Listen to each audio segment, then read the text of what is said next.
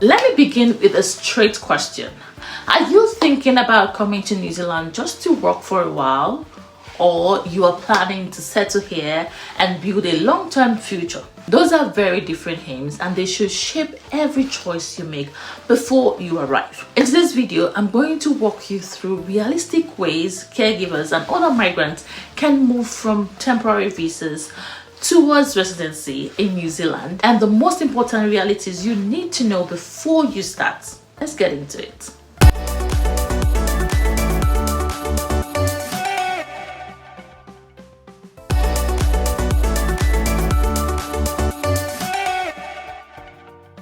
If you're new here, my name is Oge. I cover practical, honest information about working, studying, and migrating to New Zealand, especially for Africans and other migrants coming from overseas. If this is useful, please like, subscribe, and share with someone who needs clearer information. Now, let's get into what most people miss.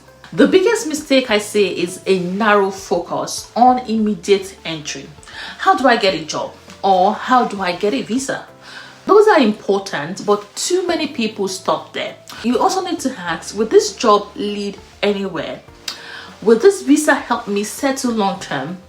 Not every caregiver role or employer will support a pathway to residency. Treat getting in as the first step, not the finish line. So, can caregiving lead to residency in New Zealand? The short answer is not automatically. Caregiving work alone does not guarantee residency. However, there are realistic routes if you plan carefully and use your time and qualifications strategically. I will outline 3 common pathways that people actually use. So stay with me, guys. First, some caregivers transition into higher skilled health roles. With local work experience and the right training, a caregiver can move into roles that attract skilled worker visas. Examples include becoming a senior support worker or studying and qualifying as an enrolled nurse. These moves takes time and money and they require meeting New Zealand registration and qualification standard, but they can change your immigration options. Second, a caregiver can use study as a bridge. Working while studying in New Zealand, then moving into post-study work, and finally into a skilled work is a path many follow. This isn't about picking any course. It's about choosing a target, in-demand qualification that aligns with skills list or employer's need. Study gives you both local credentials and time in the country to build networks and experience. Third, what is the partnership strategies work? If you are in a genuine partnership or marriage, you can combine strengths. One partner may continue in caregiving while the other pursue an occupation more likely to meet skilled criteria. The combined household income, qualifications, and employment can improve the family's overall chances of gaining residence.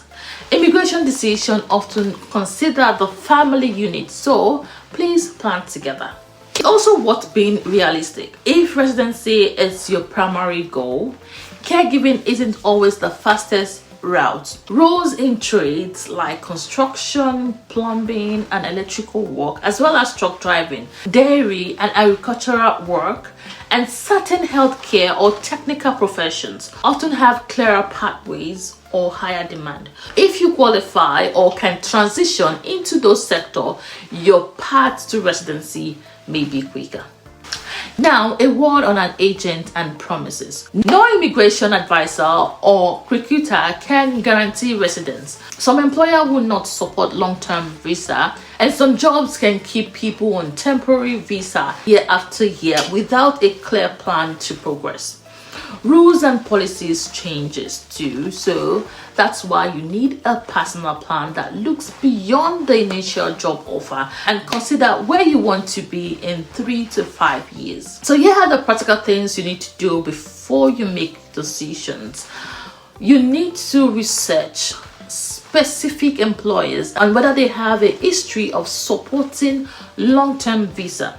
Make sure you check which qualification are recognized in New Zealand and look at current skilled occupation list and long-term labor market needs. And if you plan to study, choose courses that align with in-demand skills. Keep record of your employer's support and the training you complete. That evidence may help you later on. So guys, I want to hear from you. Are you aiming for short-term work experience or long-term settlement or permanent residence? And are you planning this as a caregiver, a student, or a skilled worker? So let me know in the comment. Please type it in the comment so I can understand where you are at the moment, okay? And what I would be helping out with my future content. This is the final advice. Don't only ask how to enter New Zealand. Your question should be, ask where a given pathway will realistically put you in 3 to 5 years. Entry can be straightforward, but the settlement takes a strategy that links the job, qualification, and long-term goals. So if you start with the end in mind, your choices about work, study, and partnership will make much more sense. So guys, if this video helped you, please like the video, subscribe to the channel, and share with someone planning to migrate to New Zealand. So in my next video, I'll be talking about jobs that quietly sponsor visas in New Zealand that nobody is talking about. So make sure you turn on your notification and subscribe if you have not subscribed already. Thank you guys, and I will see you in my next video. Love you.